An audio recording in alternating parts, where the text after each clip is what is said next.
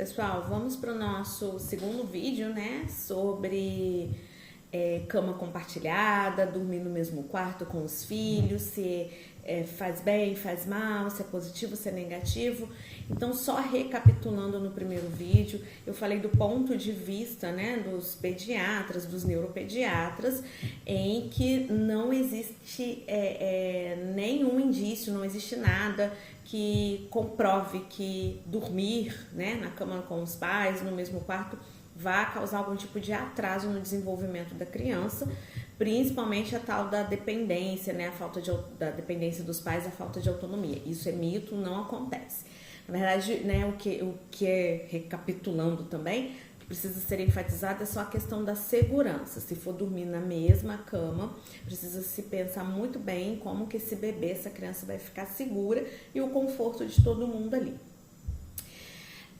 Agora vamos falar dos pontos positivos. Então, né, primeiro que, como eu falei no vídeo anterior, isso é uma questão muito subjetiva. O que precisava ficar claro é que essa falácia que as pessoas utilizam de que, porque aí a criança não desenvolve, porque a criança fica dependente, isso já caiu por terra, eu já expliquei por quê.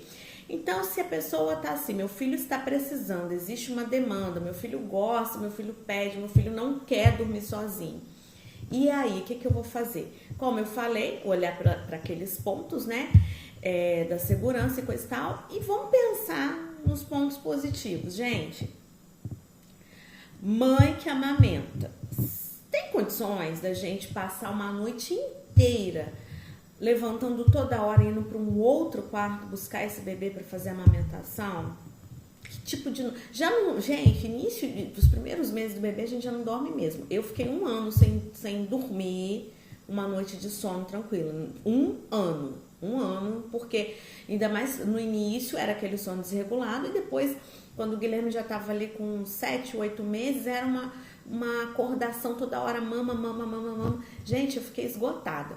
Então, assim, eu fico imaginando se eu tivesse que colocar a criança num outro quarto. Quem é que levanta e vai lá, né? Segundo ponto. E vamos colocar, mas a criança está fazendo uso de mamadeira. Beleza. Você tem alguém para dividir esses turnos com você? Então, aí, além de mãe, vai estar todo mundo cansado. Então, beleza, tem um parceiro, pai da criança, não, pode dormir tranquila que eu vou acordar e eu vou lá levar a mamadeira.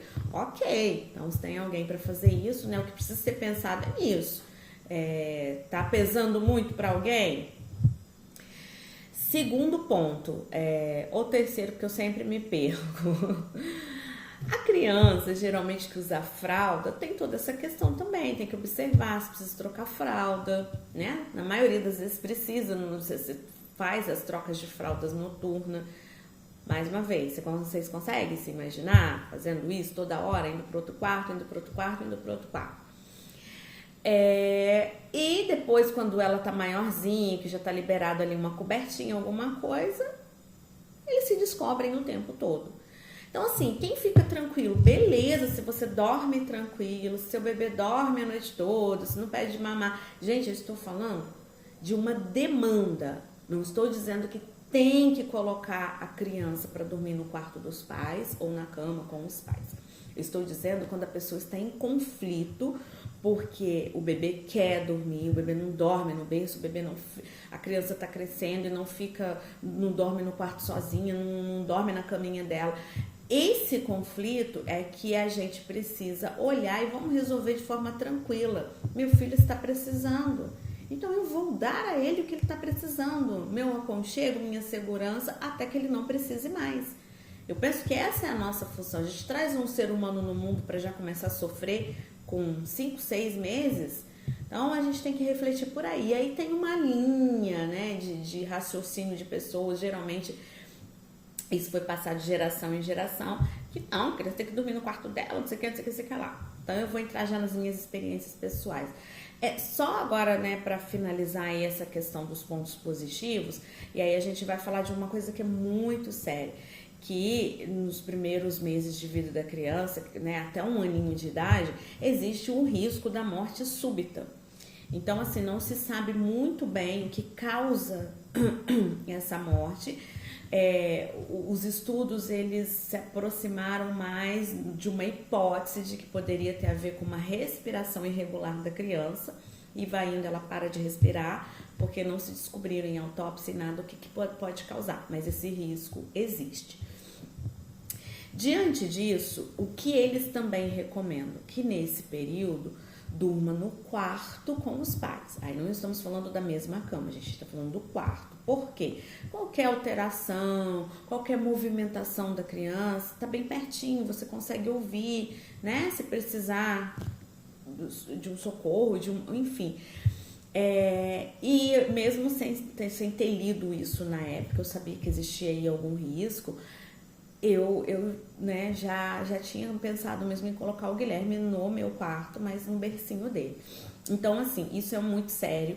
Quem quiser pesquisa mais, conversa com o pediatra, porque pode acontecer, tá, gente? Então, a criança estando no quarto é muito mais seguro.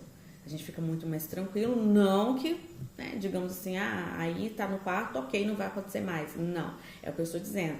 Se houver alguma situação, os pais podem ouvir, estarem atentos e conseguir prestar um socorro para a criança. Então, assim, a gente tem todos esses pontos positivos, né? Você dorme mais tranquilo, o bebê tá perto, facilita na hora de mamar, na hora de trocar fralda e coisa e tal. E, obviamente, por último, né, e para fechar aí todos esses pontos positivos, o que é para mim um dos mais positivos é que você cria um vínculo muito estreito com o seu filho, você aumenta esse vínculo, essa afetividade, isso é muito gostoso, gente.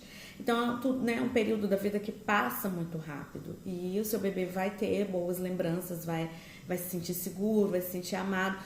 Volto a dizer, a criança que aceita bem o outro quarto, a família que optou pelo outro quarto, e isso está sendo tranquilo, não tem problema nenhum, ótimo, que bom. Eu estou falando de quem está sofrendo, criança sofrendo, mãe sofrendo, porque a criança quer dormir com a mãe, mas não pode, é errado, vai ficar isso, vai ficar aquilo, tá? Não tem nada de errado, deixe.